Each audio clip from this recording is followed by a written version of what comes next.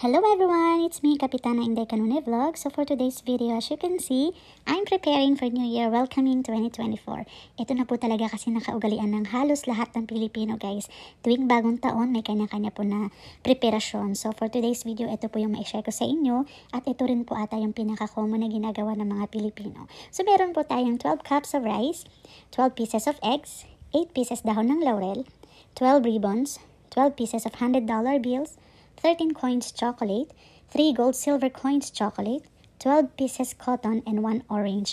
Naalala ko nung bata pa ako, guys, kahit anong hirap ng buhay namin, guys, pagdating talaga ng bagong taon, meron talaga kaming ganitong klaseng preparasyon. Kasi wala naman pong masama kung maniniwala tayo, guys. And of course, lagi po natin isentro yung Panginoong Diyos kasi siya lang po talaga nakakaalam sa buhay natin at makakapaggabay sa tamang daan. So wag po tayo mawalan ng pag-asa, guys. Lagi po tayo magdadasal.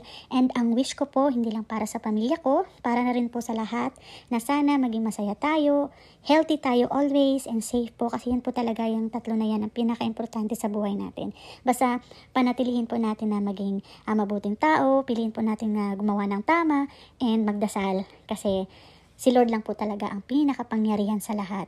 So, ayan guys, halos na kompleto natin guys, and of course, hindi mawawala yung 12 different kinds of fruits. Kaya, happy New Year po sa inyong lahat.